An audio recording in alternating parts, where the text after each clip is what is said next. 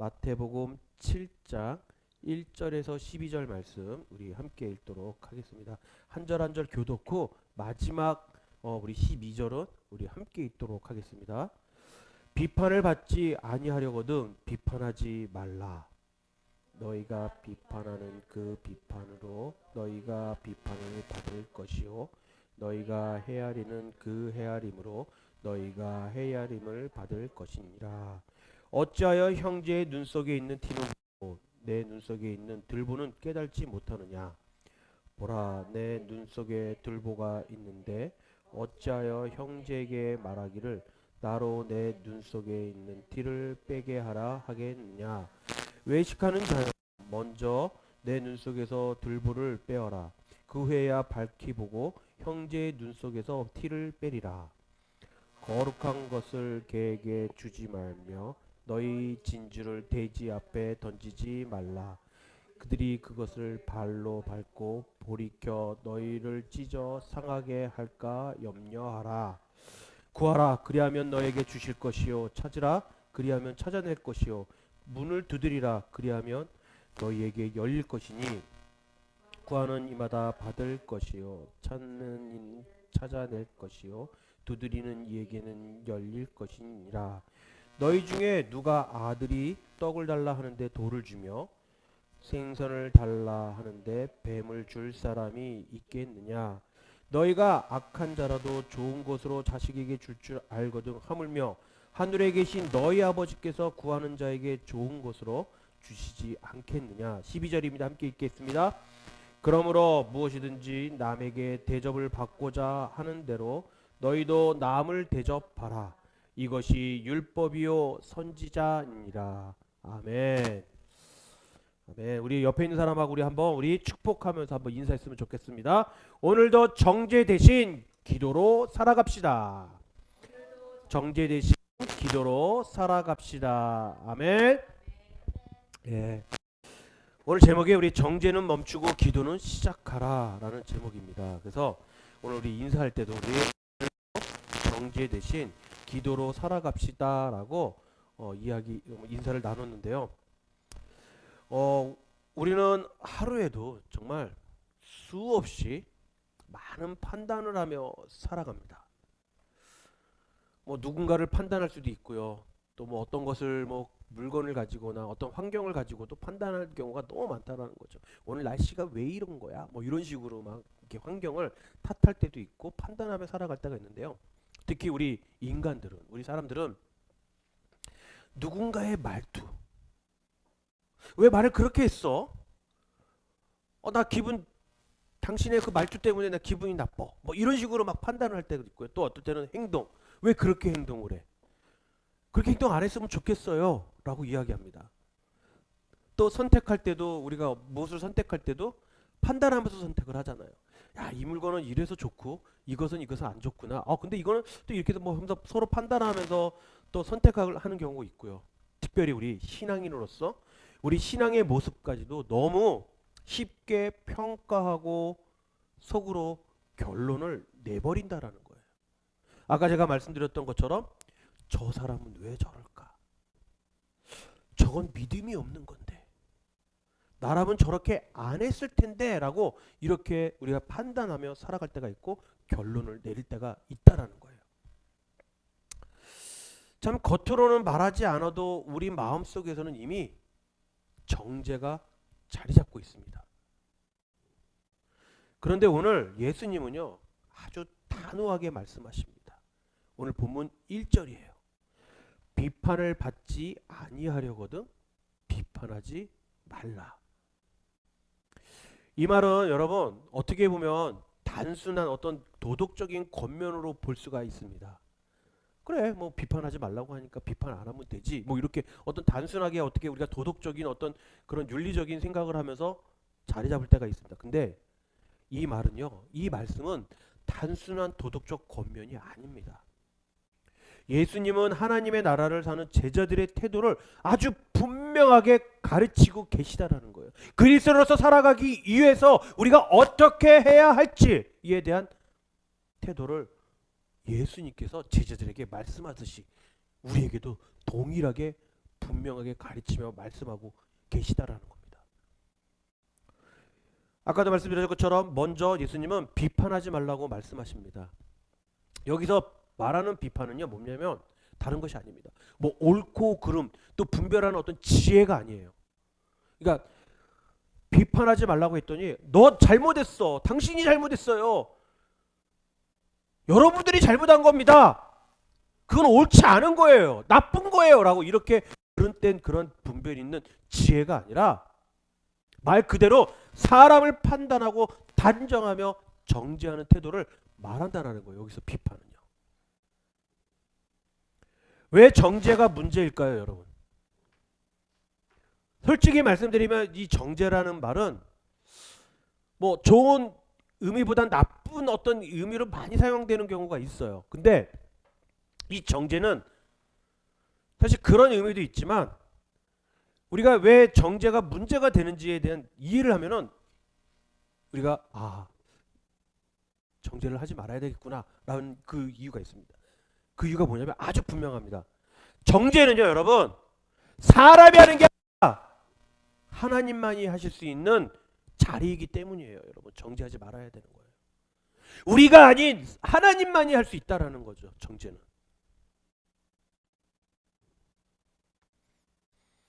우리가 누군가를 정죄할 때 여러분 우리는 어느새 하나님의 자리에 앉아 있다라는 거예요.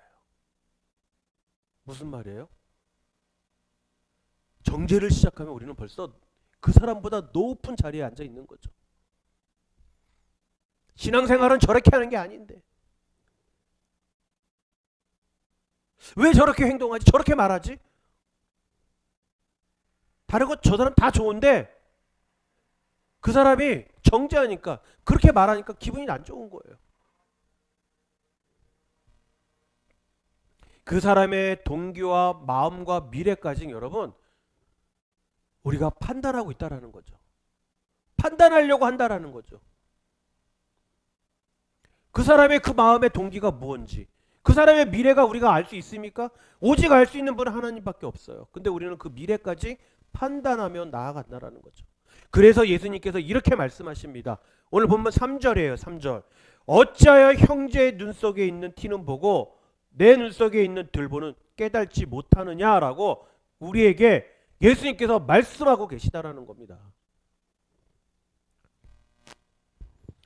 티와 들보의 그 비유는 너무 익숙하지만 사실 이 말씀은 여러분 정말 굉장히 날카로운 말씀이에요. 한마디로 말하면 예수님이 이렇게 말씀하신 거예요. 우리에게 너희는 남의 작은 문제에는 민감하면서 왜 자기 안에 있는 더 큰 죄와 교만에는 둔감하냐고 우리에게 지적하고 있다는 거죠. 왜 너의 죄는 보질 못하느냐.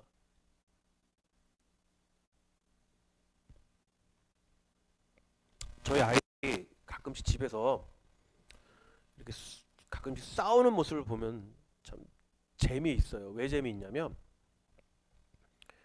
들어보면은 서로가 잘못을 했는데 서로 잘못이 없다라는 거예요. 그러면서 서로가 막 네가 잘했냐, 내가 잘했냐, 언니가 잘했냐, 동생이 잘했냐, 내가 못했는데 네가 이런 이야기를 하고 있는데 이렇게 보면 참 둘 다 잘못이 많은데 그 서로 그 자기의 그 모습을 보지 못하고 상대방의 그 모습만 보고 이야기한다라는 거죠. 바로 예수님께서 그 말씀을 하고 계신 거예요. 정죄의 삶은요 언제나 자기에 의해서 시작됩니다. 나는 괜찮고 저 사람이 문제야, 저 사람이 문제야 라고 생각을 한다라는 거예요. 그러나 복음은요 이렇게 말합니다. 우리는 모두 은혜 없이 살 수 없는 사람들이라고 말하고 있어요. 복음에서는. 여러분 찬양 중에 은혜 아시죠? 은혜. 응? 우리 은혜 없이는 살 수 없잖아요.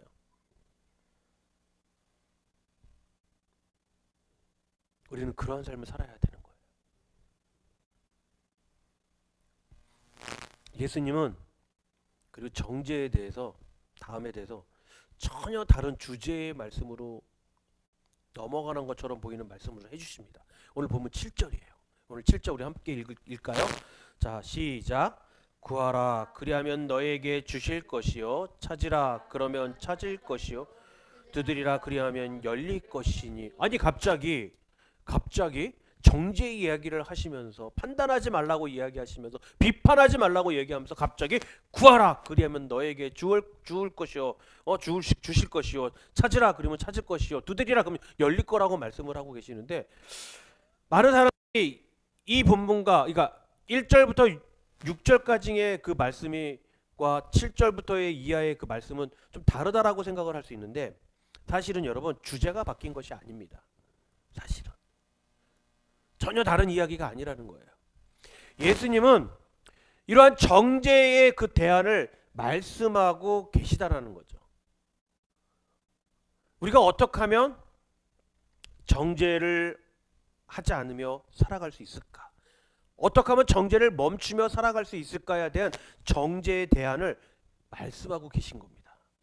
정죄는 사람을 향해 어떻게 합니까? 손가락질하는 거예요. 그렇죠? 따지면 기도는 하나님을 향해 손을 드는 것입니다. 그렇죠? 정죄할 때 우리는 뭐라고 말하죠? 저 사람이 변해야 한다라고 말합니다. 당신만 변하면 돼요. 그런데 여러분, 기도할 때 우리는 하나님, 제가 은혜가 필요합니다. 은혜가 없으면 살 수 없는 사람입니다 라고 고백을 한다라는 거예요. 예수님은 우리에게 사람을 고쳐 쓰려고 애쓰지 말고 하나님께 구하라라는 말씀입니다. 그리고 하나님은 냉정한 재판장이 아니라 좋은 것을 주시기를 기뻐하시는 아버지라고 말씀하고 있는 거예요. 그래서 오늘 11절이에요. 하늘에 계신 너희 아버지께서 구하는 자에게 좋은 것으로 주시지 않겠느냐. 우리가 누군가를 정죄하지 않고 기도했을 때 하나님께서 그 은혜를 통해서 우리에게 좋은 것을 하나님 아버지께서 주신다라는 말씀입니다. 그럴 때 우리가 두드리고 찾고 구해야 한다라는 거예요, 여러분.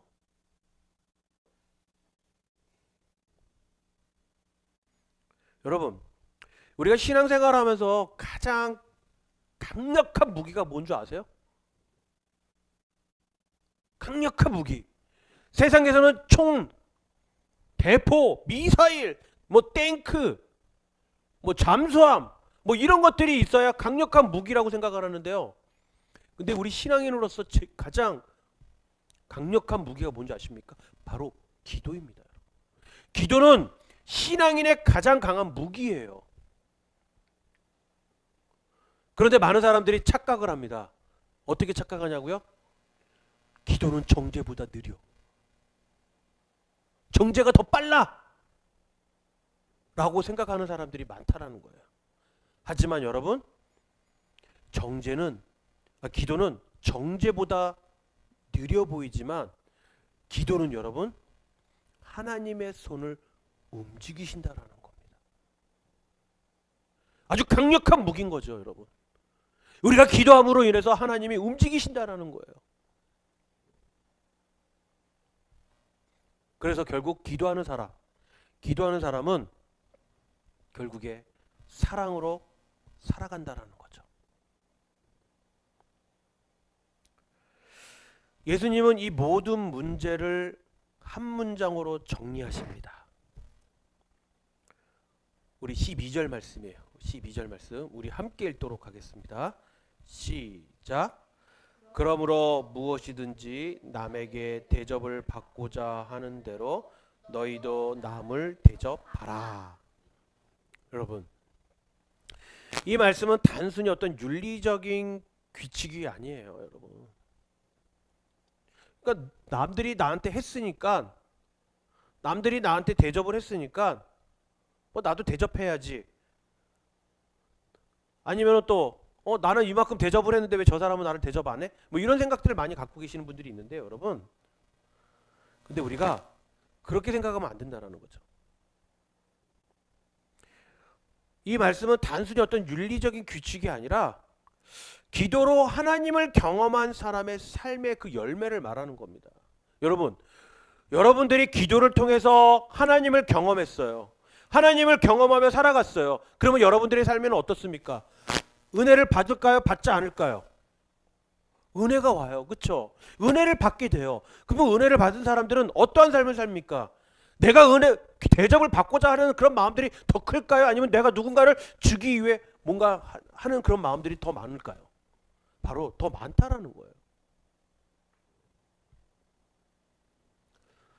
저도 얼마 전에 아내랑 같이 이야기하면서 그런 이야기를 했어요. 우리가 교회를 하는 이 교회를 개척한 목적이 무엇일까?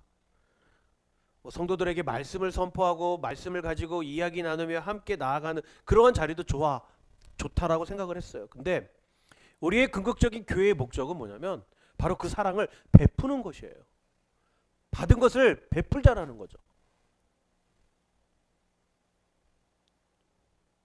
그래서 우리가 더더욱이 하나님 앞에 기도하며 또 그 받은 것을 베풀 줄 아는 그 믿음을 가지고 나아가는, 이게 바로 여러분 기도하는 사람이 바로 사랑으로 살아간다라는 표현입니다.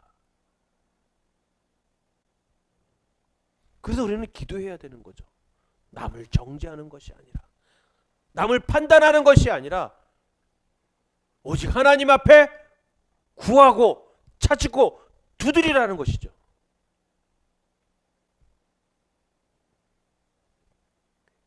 그게 바로 기도로 하나님을 경험한 사람의 열매를 맺는 방법이라는 겁니다.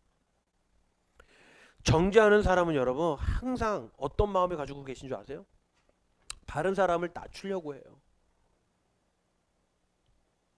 그러니까 한마디로 말하면 자기보다 없어 보이거나 또 자기와의 어떤 생각과 그런 것들이 다르다라고 생각했을 때 그 사람을 낮추며 정죄하기 시작합니다. 우리 사람들은, 우리 인간들은.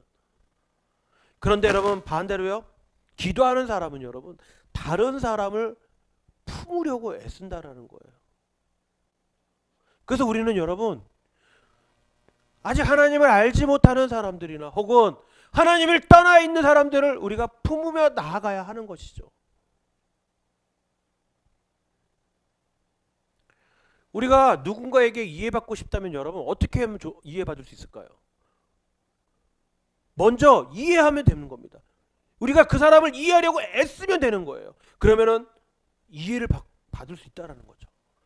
그렇다면 우리 여러분 누군가한테 용서를 우리가 받고 싶다면 어떻게 하면 됩니까?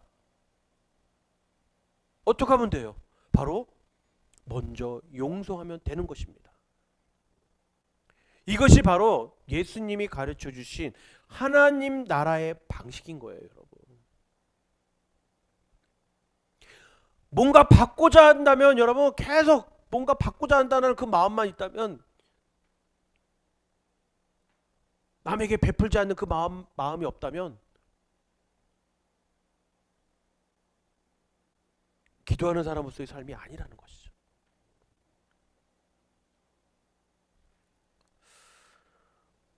오늘 우리는 말씀 앞에서 분명한 질문 하나를 마주하게 됩니다.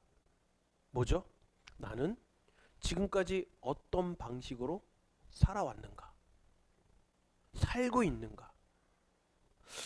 우리는 너무 쉽게 판단하며 살아가고 있지 않는가? 겉으로는 말하지 않을지라도 마음속에서는 이미 결론을 내려버릴 때가 너무 많다라는 거예요. 저 사람은 저래서 안 돼. 저 사람은 저래가지고 나하고 안 맞아. 그렇지, 그러면 그렇지. 내 생각이 딱 맞았어. 내가 다 예상했던 거야, 이 문제들. 이런 결론을 내린다라는 거죠. 그 사람을 이해하기보다는 그 사람을 정죄하는데, 재단하는데 익숙해져 있다라는 거예요. 항상 우리 마음속에 누군가를 정죄하기 위해 준비된 사람들처럼 그렇게 살아가고 있다라는 거죠. 저분이 왜 저랬을까? 이해하려고 애써 보세요. 왜 저렇게 말씀을 하셨을까? 한번 이해하려고 해보세요, 그 말씀을. 그럴 때 정죄 대신 그 사람을 위해서 기도할 수밖에 없는, 기도의 손을 내밀 수밖에 없는 삶을 살아갈 수밖에 없다라는 거죠. 그것이 바로 예수님께서 말하시는 하나님 나라의 방식인 것입니다. 예수님은 오늘 우리에게요, 조금 더 잘해보라고 말씀하지 않으세요. 광주야, 열심히 해봐. 오늘 열심히 하면 오늘 사람들이 너의 말씀에 은혜 받을 수 있어, 이렇게 말씀하지 않으신다라는 거예요.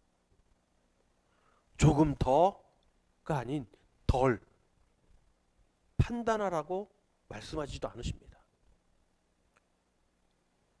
광주야, 이제 조금 덜 판단해. 저 사람은 아니야. 하지만 조금만 덜 판단해 라고 이렇게 말씀하지 않으신다라는 거예요. 뭐라고 말씀하시죠? 예수님은 바로 멈추라고 말씀하시는 거예요. 아예 하지 말라는 거예요. 멈추라는 것은 스탑! 이것은 멈추라는 것은 하지 말라는 것입니다. 멈추라는 거예요. 정죄를 멈추고 전혀 다른 길을 선택하라고 말씀하고 있다라는 거죠.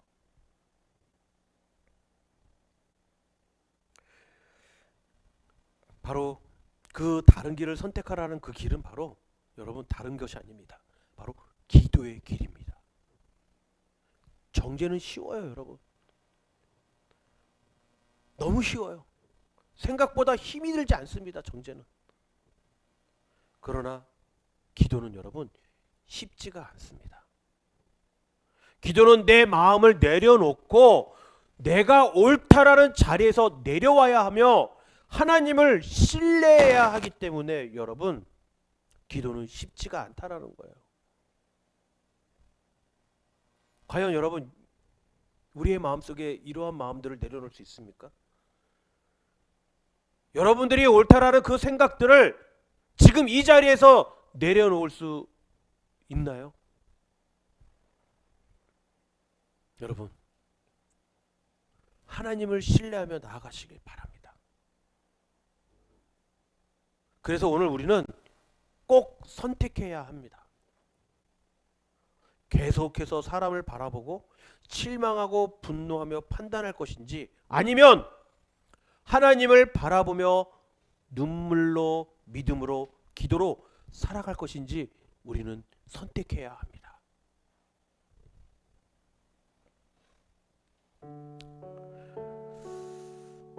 혹시 여러분들 마음속에요 떠오르는 한 사람이 있습니까? 지금 미워했던 사람, 이해되지 않는 사람, 자꾸만 판단하게 되는 그 사람의 말. 오늘 예수님은 그 한 사람을 향해 손가락질 하지 말라고 말씀하고 계세요. 그 이름을 기도로 부르라고 말씀하십니다. 또 다른 한편으로는 우리가 가장 가혹하고 냉정하게 정죄한 대상이 어쩌면 나 자신일지도 모른다라는 거죠. 나는 왜 이 모양일까? 나는 왜 이렇게 믿음이 없을까? 나는 왜 늘 제자리에 있을까? 나는 왜 매일 이렇게 얘기를 할까?